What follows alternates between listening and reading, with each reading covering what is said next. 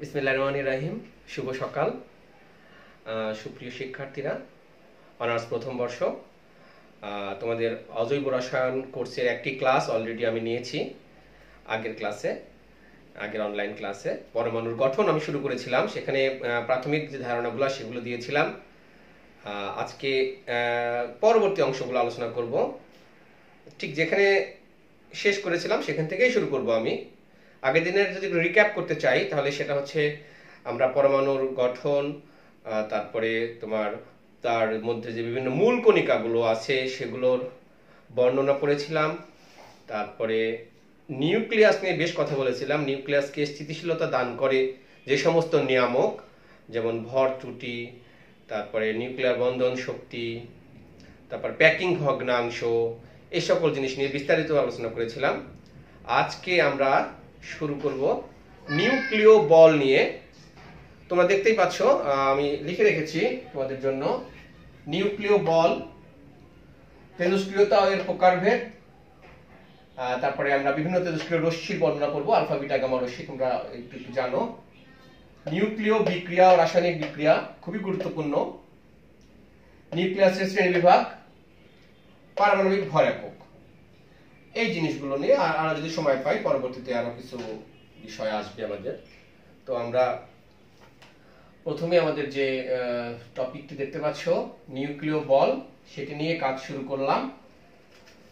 একটা জিনিস মনে রাখবা, এই যে জিনিসগুলো আজকে পড়াবো সেগুলো উচ্চ মাধ্যমিকে কিছু কিছু আছে, আবার নাইও, কিছু নতুন জিনিস পাবা। সুতরাং মনোযোগ দিয়ে খেয়াল করলে তোমাদের অনেক উপকারে আসবে।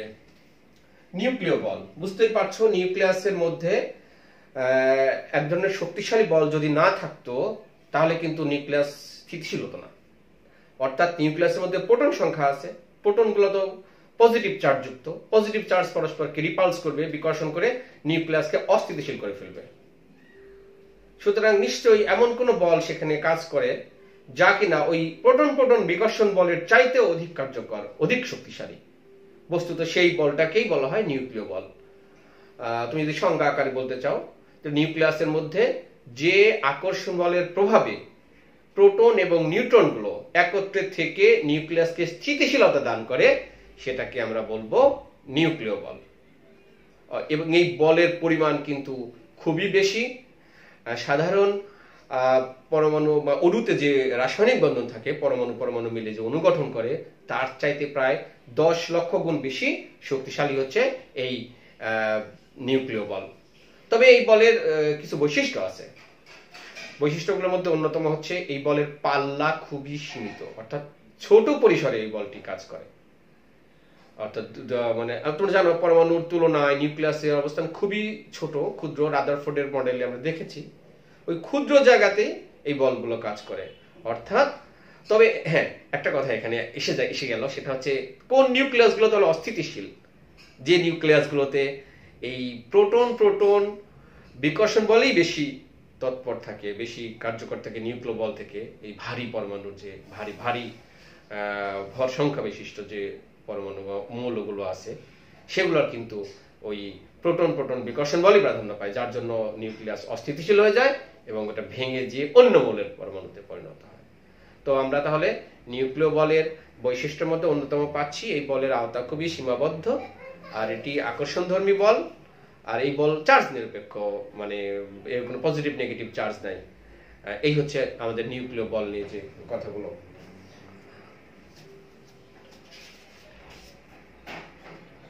নেক্সট আমরা দেখব নিউক্লিয় বলের পরে আমরা শুরু করছি তেজস্ক্রিয়তা।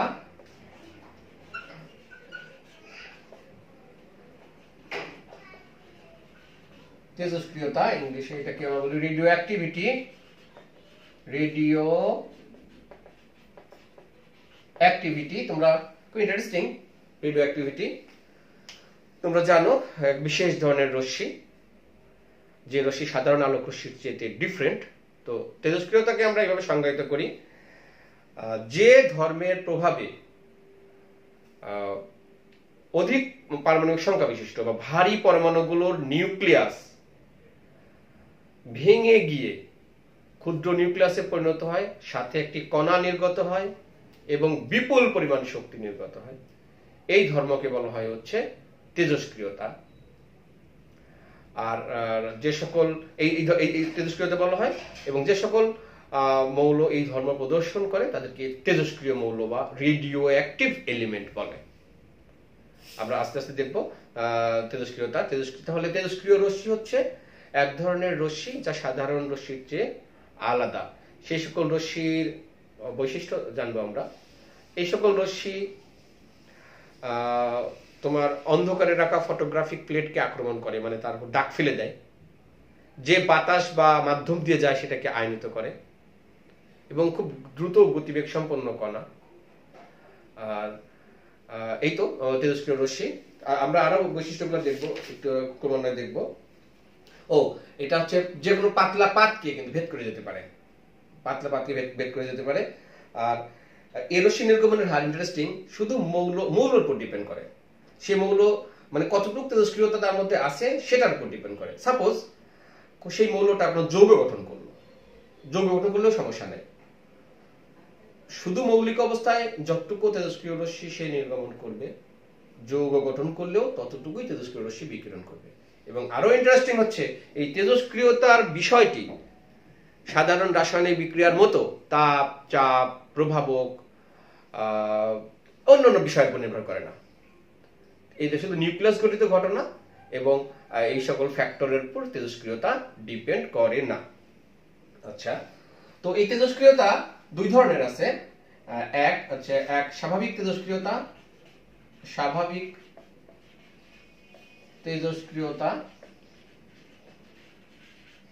কৃত্রিম তেজস্ক্রিয়তা।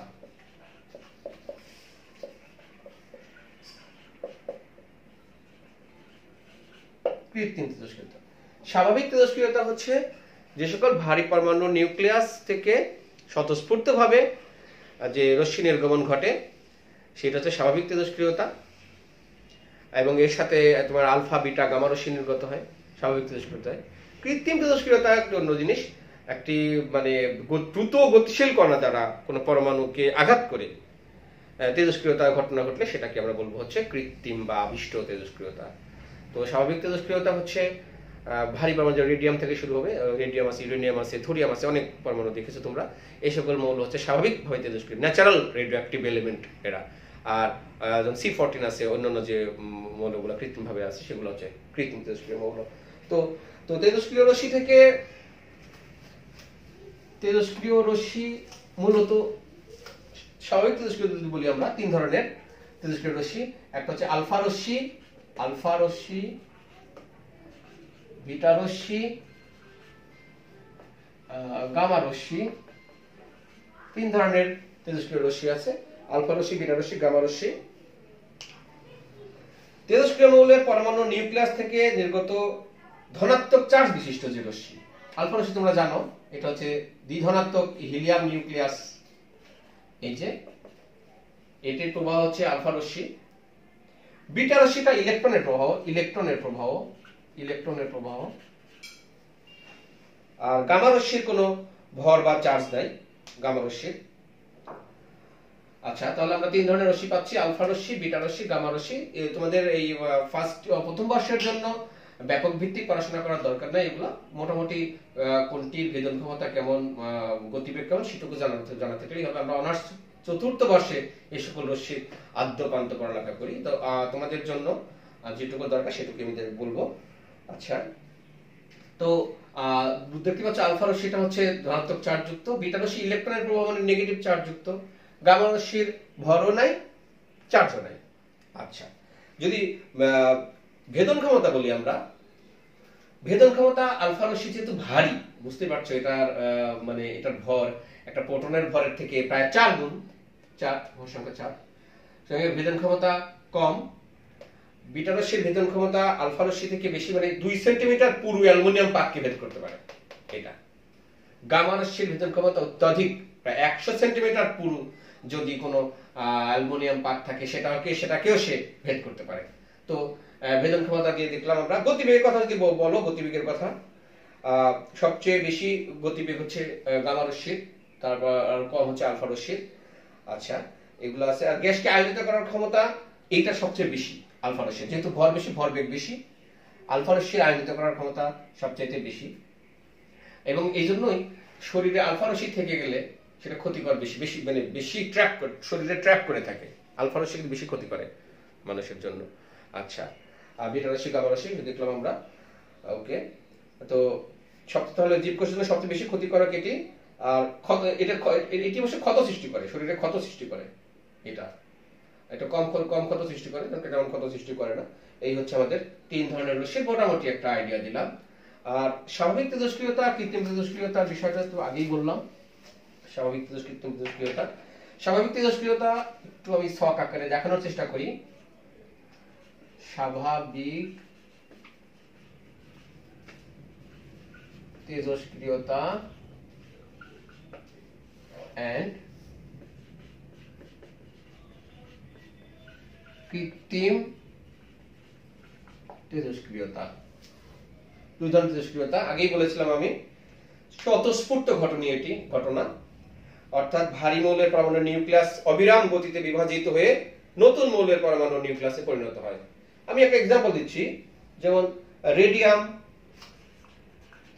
88 আর হচ্ছে তোমার এটা 228, এটি স্বতঃস্ফূর্তভাবে বিভাজিত হয়ে রেডন 86 226 প্লাস, আমি আগে বলেছিলাম যে তোমার স্বাভাবিক তেজস্ক্রিয়তাতে একটি কণা নির্গত হয়, এখানে আলফা কণা নির্গত হচ্ছে, হিলিয়াম 4।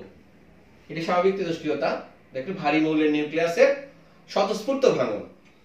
আর কৃত্রিম তেজস্ক্রিয়তায় আঘাতকারী কোনো কণা দ্বারা পরমাণুর নিউক্লিয়াসকে আঘাত করে অস্থায়ী মৌল উৎপন্ন করা হয়।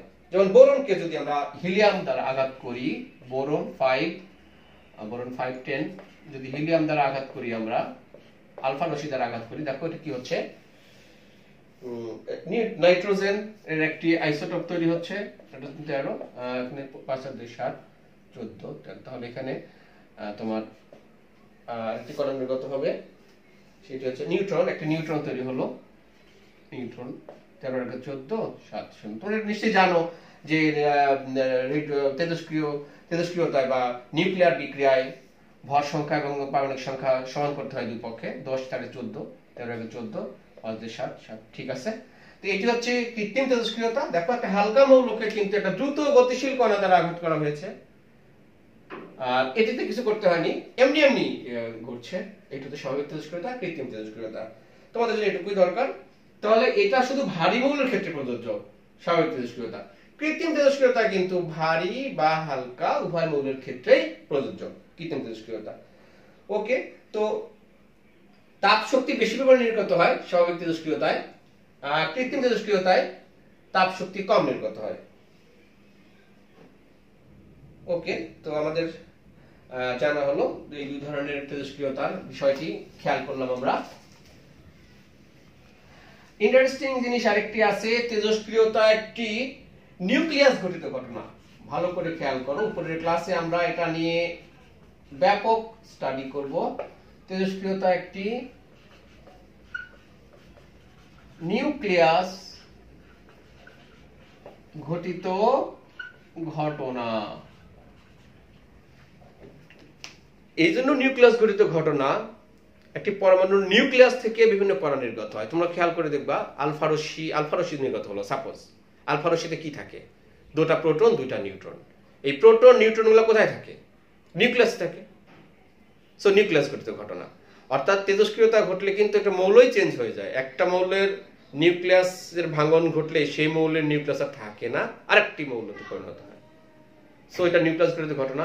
আর রাসায়নিক বিক্রিয়া কিন্তু পরমাণুর যোজন স্তরের ঘটনা, কিন্তু পরমাণুর যোজন স্তরের ইলেকট্রন গুলো শেয়ারিং বা চলে যাওয়া আসা, এগুলোতে রাসায়নিক বিক্রিয়া ঘটে। আর তেজস্ক্রিয় বিক্রিয়ায় কিন্তু তোমার নিউক্লিয়াসে ঘটে আর কি। আমরা পরে দেখব যে নিউক্লিয়ার বিক্রিয়া আর রাসায়নিক বিক্রিয়ার মধ্যে কি পার্থক্য, পরে খেয়াল করব। তো প্রিয় শিক্ষার্থী, আমরা পরবর্তী টপিকে চলে যাচ্ছি।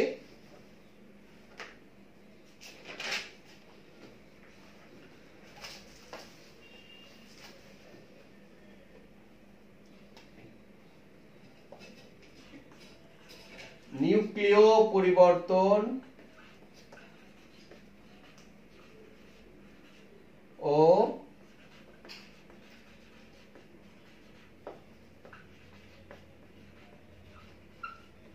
রাসায়নিক পরিবর্তন, দুই ধরনের পরিবর্তন, দুই ধরনের বিক্রিয়া। ইনফ্যাক্ট নিউক্লিয়ার বিক্রিয়া ও রাসায়নিক বিক্রিয়ার পার্থক্য দেখানোর চেষ্টা করব আমি।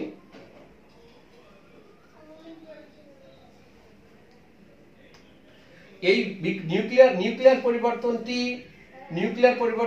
স্বতঃস্ফূর্ত ঘটনা, স্বতঃস্ফূর্ত প্রক্রিয়া। আর রাসায়নিক পরিবর্তন স্বতঃস্ফূর্ত হতে পারে, অস্বতঃস্ফূর্ত হতে পারে। এটা তোমার বাহ্যিক শর্ত যেমন তাপ, চাপ, প্রভাবক এগুলো দ্বারা নিয়ন্ত্রিত হয় না বা প্রভাবিত হয় না নিউক্লিয় পরিবর্তন। কিন্তু রাসায়নিক পরিবর্তন কিন্তু তোমার রাসায়নিক পরিবর্তনে তাপ, চাপ, প্রভাবক এগুলোর কিন্তু ভূমিকা আছে।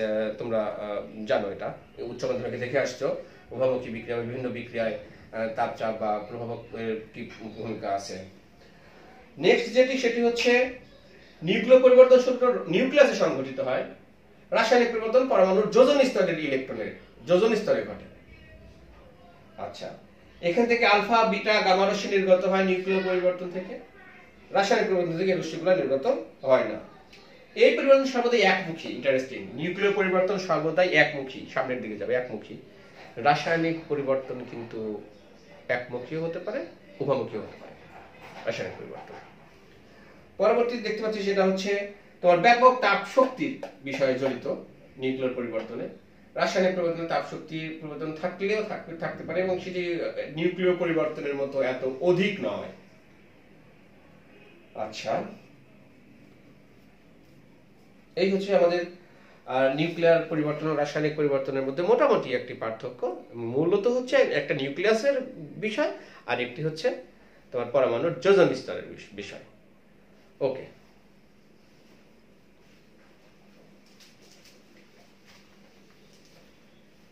আমাদের পরবর্তী টপিক হচ্ছে নিউক্লিয়াসের শ্রেণীবিভাগ। নিউক্লিয়াসের শ্রেণীবিভাগ এই জিনিসটি তোমাদের উচ্চ মাধ্যমিকে ভালোই পড়াশোনা করা আছে। নিউক্লিয়াসের শ্রেণীবিভাগে কি কি ধরনের নিউক্লিয়াস আছে, যেমন তোমার আইসোটোপ, আইসোটোন, আইসোবার, এগুলোর সঙ্গে ব্যাপকভাবে পরিচিত তোমরা। তো খুব বেশি আলোচনা দরকার নাই এখানে। আইসোটোপ হচ্ছে তোমরা জানো, আইসোটোপ হচ্ছে যে সকল পরমাণুর মানে পারমাণবিক সংখ্যা বা প্রোটন সংখ্যা সমান তাদেরকে বলা হয় আইসোটোপ। বিভিন্ন মৌলের অনেকগুলো আইসোটোপ আছে, প্রায় সব মৌলেরই প্রায় আইসোটোপ আছে, অল্প কিছু মৌলের আইসোটোপ নাই। তবে আইসোটোপের কাজটা কি বা আইসোটোপ দিয়ে আমরা কি করি? তোমরা রেডিও আইসোটোপগুলোর নাম শুনেছো, সেগুলো দিয়ে চিকিৎসায়, কৃষি, প্রকৌশল এগুলো ব্যবহার করতে পারি। আর আইসোটোপগুলোর মেইন পার্থক্য কি আসলে? এটা মানে প্রাচুর্যতায়, যে আইসোটোপটি অধিক সেই আইসোটোপটিকে আমরা পরমাণু হিসেবে আখ্যায়িত করি। যেমন হাইড্রোজেনের 3টা আইসোটোপ আছে, তো প্রোটিয়াম প্রথমটা আইসোটোপটির পরিমাণ সবচেয়ে বেশি। এবং আইসোটোপের এই উদ্ভবের কারণেই কিন্তু পারমাণবিক মানে ভর সংখ্যা, পরমাণুর ভর সংখ্যা কিন্তু ভগ্নাংশ। হাইড্রোজেনের ভর সংখ্যা যদি বলো 1.008, এই যে 008 দশমিক আসছে, এগুলো কিন্তু এই যে কয়েক ধরনের আইসোটোপ মানে তোমরা যে প্রোটিয়াম, ডিউটেরিয়াম এগুলো থাকার কারণে হাইড্রোজেনের আইসোটোপ কিন্তু পূর্ণ সংখ্যা আসেনি। অর্থাৎ আইসোটোপের কারণেই কিন্তু ভর সংখ্যা দশমিক বা ভগ্নাংশ চলে আসে। ওকে, তো আইসোটোপের প্রয়োগ যেটি বলতেছি আমি, পৃথিবীর বয়স বা বিভিন্ন প্রাচীন বস্তুর বয়স নির্ধারণে কিন্তু আমরা আইসোটোপ প্রয়োগ করি। আচ্ছা, তবে চিকিৎসা শাস্ত্রে আমরা তোমরা জানো কোবাল্ট আইসোটোপ ইউজ করি। ক্যান্সার, টিউমার, গলগণ্ড রোগের কাজে আমরা শনাক্তকরণ আইসোটোপ ব্যবহার করি। আর রাসায়নিক বিক্রিয়ার ক্রিয়াকৌশল নির্ণয়ে আমরা কিছু আইসোটোপ ব্যবহার করি। আচ্ছা, আইসোবার বা সমভর বিশিষ্ট যে পরমাণুগুলো আছে সেগুলো আমি খুব বেশি কথা বলবো না। যে সকল পরমাণুর ভর সংখ্যা সমান সেগুলোকে আইসোবার বলা হয়। এবং আইসোবারগুলো একটার সাথে আরেকটা কিন্তু পার্থক্য আছে। আইসোটোপে কিন্তু এটা ছিল না। আইসোটোপ তো একই মৌলের পরমাণু, কিন্তু আইসোবার কিন্তু পুরোটাই কিন্তু তোমার আলাদা, এবং পর্যায় সারণীতেও তাদের ভিন্ন ভিন্ন অবস্থান। আইসোটোপগুলো কিন্তু একই জায়গায় অবস্থান করে। আইসোটন হচ্ছে যে সকল পরমাণুর নিউট্রন সংখ্যা সমান সেগুলোকে বলা হয় আইসোটন। এগুলো ভিন্ন ভিন্ন মৌলের পরমাণু এবং তোমার পর্যায় সারণীতে তাদের অবস্থান আলাদা আলাদা। তো এই তিনটি নিউক্লিয়াসের মধ্যে আমরা সবচেয়ে বেশি জানবো হচ্ছে আইসোটোপ নিয়ে, এবং আইসোটোপগুলোর হচ্ছে বিভিন্ন যে ব্যবহার আছে সেটা তোমাদের পরীক্ষার জন্য গুরুত্বপূর্ণ, মনে রাখবা। ওকে, আমরা পরবর্তী আরেকটি বিষয় আছে, সেটি আমি দেখাচ্ছি, আইসোমার। Yes, isomer.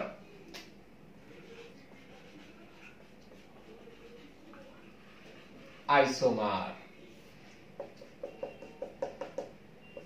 আইসোমার এটা একটা ইন্টারেস্টিং বিষয়।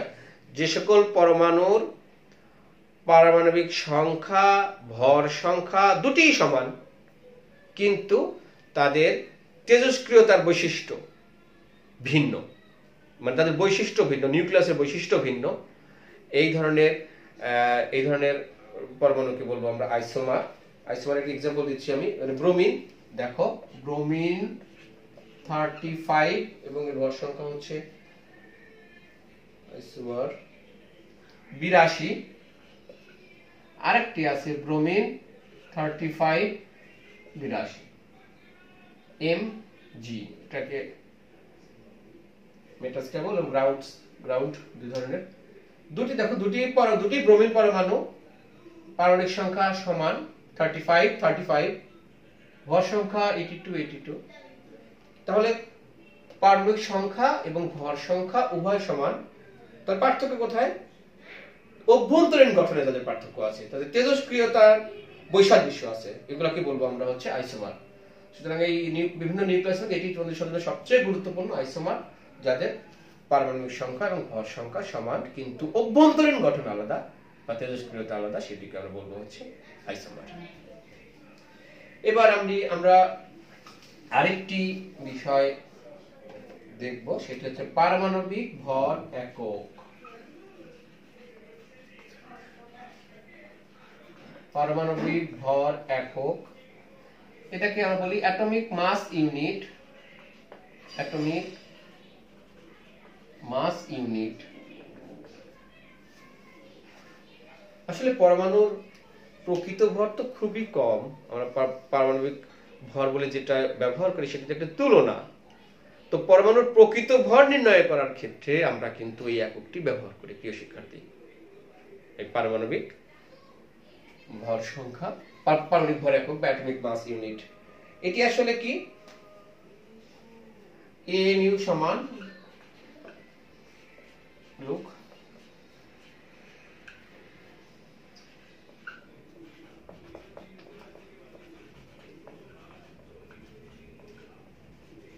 অর্থাৎ কার্বন 12 আইসোটোপের একটি পরমাণুর যা ভর তার 12 ভাগের 1 ভাগকে আমরা বলবো হচ্ছে 1 AMU। C12 কার্বন 12 আইসোটোপের একটি পরমাণুর ভরের 12 ভাগের 1 অংশকে আমরা বলবো পারমাণবিক ভর একক। তাহলে আমরা দেখি, হিসাব করে দেখি এটা কত আসে। C12 এর আচ্ছা 1 মোল বা 6.023 এতটি C12 পরমাণুর ভর, দেখতেই পাচ্ছ C12 পরমাণুর ভর 12 গ্রাম। অতএব একটি ভর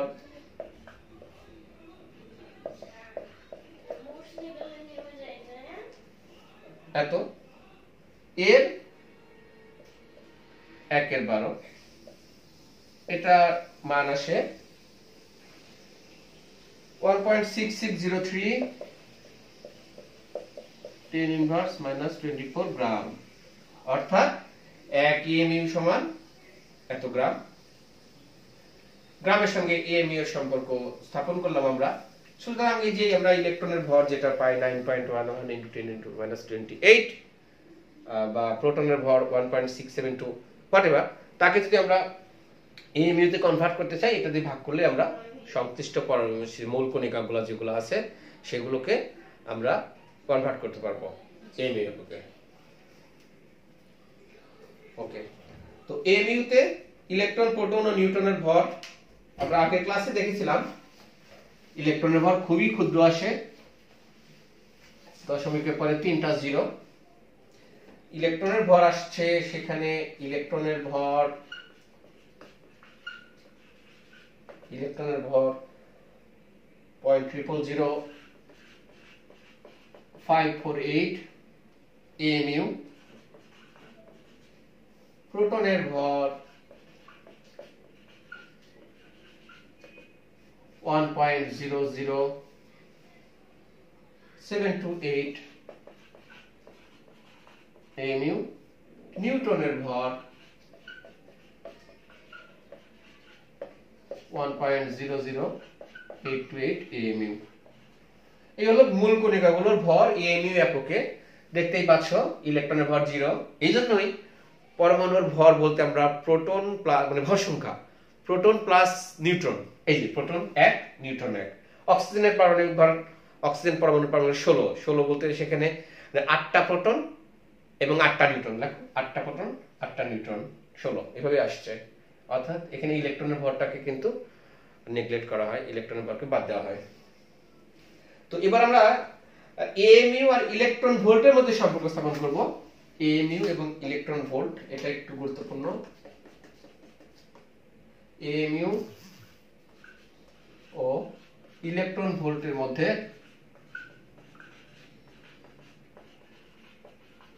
সম্পর্ক, এএমইউ ও ইভি। তোমরা আইনস্টাইনের আপেক্ষিক তত্ত্ব জানো, সেখানে ভর ও শক্তির তুল্যতা বিষয়ক একটি সিদ্ধান্ত দেওয়া হয়েছে। ভর ও শক্তির তুল্যতা ই এম সি স্কয়ার, অর্থাৎ কোন পরমাণুর ভরকে আমরা শক্তিতে কনভার্ট করি কি অবস্থা হয় সেটা দেখি। তাহলে এই সূত্র অনুসারে 1 গ্রাম ভরকে আমরা শক্তিতে নিয়ে যাই। তো 1 আলোর গতিবেগ, অ্যাকুরেটলি যদি আমরা লিখি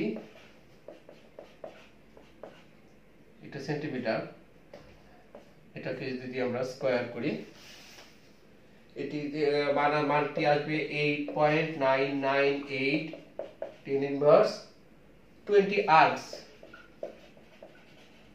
অর্থাৎ অলমোস্ট 9 আর্কস, এত আর্কস। আবার 1 এমইউ সমান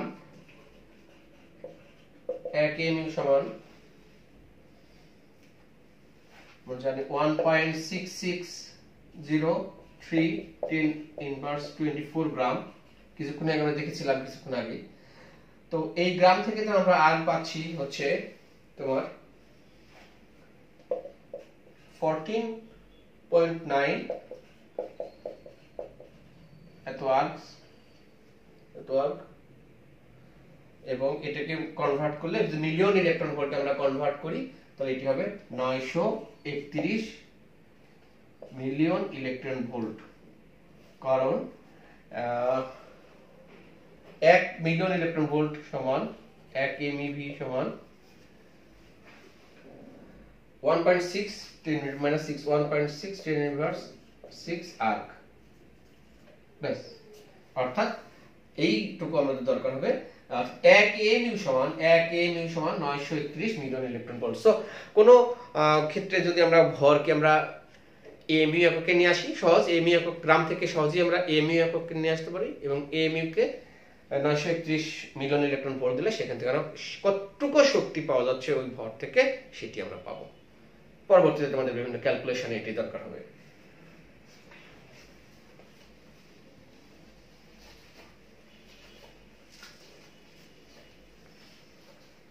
পারমাণবিক ভর একক সম্পর্কে আমরা দেখলাম। আরেকটি বিষয় আমাদের আছে ভর বর্ণালী বিশ্লেষণ বা মাস স্পেকট্রোমেট্রি। ভর বর্ণালী বিশ্লেষণ, নিচে লিখি ভর বর্ণালী বিশ্লেষণ or স্পেকট্রোমেট্রি এটি একটি টেকনিক, একটি মেকানিক্যাল একটি প্রসেস টেকনিক, যে টেকনিক দ্বারা কোনো একটা যৌগের গঠন বা তার মোলার ভর আমরা নির্ণয় করতে পারি। অর্থাৎ ভর বর্ণালী ব্যবহার করে কোনো একটা যৌগের আণবিক গঠন এবং তার মোলার ভর নির্ণয় করার পদ্ধতিকে বলা হয় ভর বর্ণালী বিশ্লেষণ। এটি সম্পর্কে তোমরা থার্ড ইয়ারে জানতে পারবা, স্পেকট্রোস্কোপি একটি কোর্স পড়বা তোমরা, সেখানে তোমরা বুঝতে পারবা। ওকে, তো ভর বর্ণালী বিশ্লেষণ, ভর বর্ণালীকে বিশ্লেষণ করে কোনো যৌগের মোলার ভর সহ অন্যান্য আণবিক ধর্ম যেমন গঠন ইত্যাদি নির্ণয় করা গেল ভর বর্ণালী বিশ্লেষণ। তো ভর বর্ণালীটা আসলে কি? হোয়াট ইজ ভর বর্ণালী? এটিকে যদি বলতে চাই আমরা, মধ্যম গতিবেগ সম্পন্ন ইলেকট্রনের আঘাতে কোন যৌগের অণুগুলোকে যদি আমরা খণ্ড বিখণ্ড করে, আবার বলি, মধ্যম গতিবেগ সম্পন্ন কোন ইলেকট্রন দ্বারা কোন যৌগের অণুকে যদি আমরা আঘাত করি, তাহলে সেটি খণ্ড বিখণ্ড হয়ে কতগুলো আয়নে পরিণত হয়। সেই আয়নের চার্জ এবং ভর এবং একদিকে হচ্ছে প্রাচুর্যতা, অ্যাবান্ডেন্স, ন্যাচারাল অ্যাবান্ডেন্স, এবং এখানে আমরা যে সকল গ্রাফে স্থাপন করলে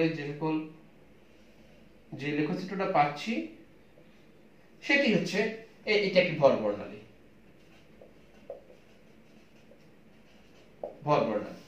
তো তোমাদের ফার্স্ট ইয়ারের জন্য শুধু প্রয়োগটি দরকার আমাদের, যে ভর বর্ণালী দিয়ে আমরা কি করতে পারি, কি কি কাজ আমরা করতে পারি এই ভর বর্ণালী বিশ্লেষণ করে। যে সকল কাজ করতে পারি তা হলো, এটি দ্বারা এই পদ্ধতির জন্য খুব অল্প পরিমাণ নমুনা প্রয়োজন হয় ভর বর্ণালীতে।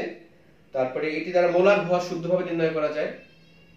তারপরে তোমার এটি দ্বারা নমুনায় কোন নমুনায় অল্প পরিমাণ যদি সেটি থাকে, 1 ppm এর কম যদি কোনো উপাদান কোনো একটা যৌগের মধ্যে থাকে, আমরা এই পদ্ধতি অবলম্বন করে সেটি কিন্তু নির্ণয় করতে পারি। তার মানে ঘনমাত্রা নির্ণয় করতে পারবো ভর বর্ণালী বিশ্লেষণ। ঘনমাত্রা, যৌগের আণবিক গঠন, মোলার ভর, ভেরি ইন্টারেস্টিং। এই যে কোন আইসোটোপটি কতটুকু পরিমাণে আছে প্রকৃতিতে, সেটি কিন্তু আমরা এই ভর বর্ণালী বিশ্লেষণ করে কিন্তু সেটা আমরা নির্ণয় করতে পারবো। তো এই হচ্ছে ভর বর্ণালী বিশ্লেষণের প্রয়োগ। আমরা এখন তড়িৎ চুম্বকীয় বিকিরণ নিয়ে একটু কাজ করব। Electromagnetic radiation.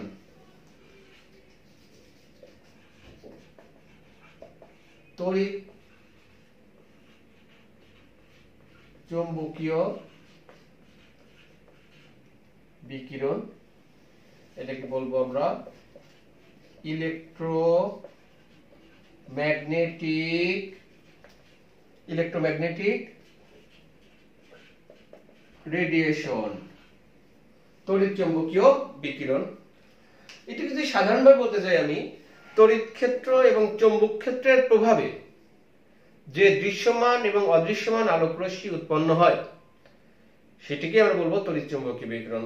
প্রিয় শিক্ষার্থী, আমরা কিন্তু বেশিরভাগ রশ্মি দেখতে পাই না, চোখে দেখতে পাই না, অদৃশ্যমান, মানে তাদের তরঙ্গ দৈর্ঘ্য, সেটি আমাদের তরঙ্গ দৈর্ঘ্য দৃষ্টিসীমানার বাইরে। অর্থাৎ তোমরা জানো, উচ্চ মাধ্যমিকে দেখে আসছো 380 ন্যানোমিটারের নিচে এবং 700 বা 780 ন্যানোমিটারের ঊর্ধ্বে যে সকল রশ্মি আছে সেগুলো কিন্তু অদৃশ্যমান, সেগুলো আমরা দেখতে পাই না। তো এই সব ধরনের রশ্মিকে একত্রে আমরা বলবো হচ্ছে তড়িৎ চুম্বকীয় বিকিরণ বা ইলেকট্রোম্যাগনেটিক রেডিয়েশন বা বর্ণালী, যেটাই বলো। এটি আসলে এটি হয় আসলে এটি কিভাবে তৈরি হয়, এই তড়িৎ চুম্বকীয় বিকিরণের উৎস কি, সেগুলো নিয়ে আমরা একটু কাজ করি। এই দেখতে পাচ্ছ এখানে দুইটি ফিল্ডের কাজ করছে, একটি হচ্ছে ইলেকট্রিক ফিল্ড আর একটা হচ্ছে ম্যাগনেটিক ফিল্ড। আর তড়িৎ ক্ষেত্র এবং চৌম্বক ক্ষেত্র দুইটি বিষয় আছে, এবং একটি আরেকটির সাথে লম্বভাবে অবস্থান করে। লম্বভাবে আমি যদি এটি ধরো, এটা তড়িৎ ক্ষেত্র, তাহলে চৌম্বক ক্ষেত্র থাকবে লাইক দিস, 35, এই যে 90 ডিগ্রি, অর্থাৎ 90 ডিগ্রি। এটি যদি তড়িৎ ক্ষেত্র হয়, এটি চৌম্বক ক্ষেত্র, এবং একটি আরেকটির সমকোণে অবস্থান করে। এই ধরনের রশ্মি এইভাবেই তৈরি হয়। তড়িৎ ক্ষেত্র এবং চৌম্বক ক্ষেত্রের যৌথ প্রভাবে যে রশ্মিগুলো তৈরি হয় সেটিকে আমরা বলবো হচ্ছে তোমার তড়িৎ চৌম্বকীয় বর্ণালী। আমরা পরবর্তী ক্লাসে এই তড়িৎ চৌম্বকীয় বিকিরণ যে তরঙ্গ দৈর্ঘ্যের ভিত্তিতে যে ভাগ করা হয়েছে বিভিন্ন তড়িৎ চৌম্বকীয় বিকিরণ, যেমন তোমার গামা রশ্মি আছে, তারপরে এক্স-রে আছে, তারপরে ইউভি আছে, তারপরে দৃশ্যমান আছে, তারপরে রেডিও মানে আইআর আছে, মাইক্রোওয়েভ আছে, রেডিও তরঙ্গ, বিভিন্ন যে তরঙ্গ দৈর্ঘ্যগুলো আছে, বিভিন্ন তরঙ্গ যে আছে সেগুলো সম্পর্কে আমরা বিস্তারিত আলোচনা করব। তো প্রিয় শিক্ষার্থী, আজকে এই পর্যন্তই। আমরা একটু রিক্যাপ করি যে কি কি পড়াশোনা করলাম আজকে। আমি শুরু করেছিলাম নিউক্লিয় বল দিয়ে, তারপরে আমি তোমাদের দেখিয়েছি তেজস্ক্রিয়তা অর্থাৎ রেডিও অ্যাক্টিভিটি, সেটি তেজস্ক্রিয় রশ্মির বৈশিষ্ট্যগুলো বলেছি। তারপরে বলেছি স্বাভাবিক তেজস্ক্রিয়তা, কৃত্রিম তেজস্ক্রিয়তা, তারপরে তেজস্ক্রিয়তা যে একটা নিউক্লিয়াস গঠিত ঘটনা সেটি বলেছি। নিউক্লিয়ার বিক্রিয়া এবং রাসায়নিক বিক্রিয়ার পার্থক্য বলার চেষ্টা করেছি। তারপরে এসেছি পারমাণবিক ভর একক বা অ্যাটমিক মাস ইউনিটে, সেখান থেকে এএমইউ এবং ইলেকট্রন ভোল্টের মধ্যে সম্পর্ক দেখিয়েছি। দেন আমরা ভর বর্ণালী বিশ্লেষণ করে আমরা কি ধরনের ফ্যাসিলিটি পাই, এর অ্যাপ্লিকেশনসটা কি সেগুলো দেখিয়েছি।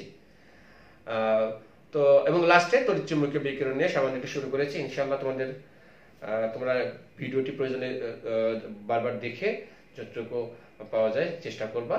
আর ভালো থাকবা প্রতিদিনের মতোই।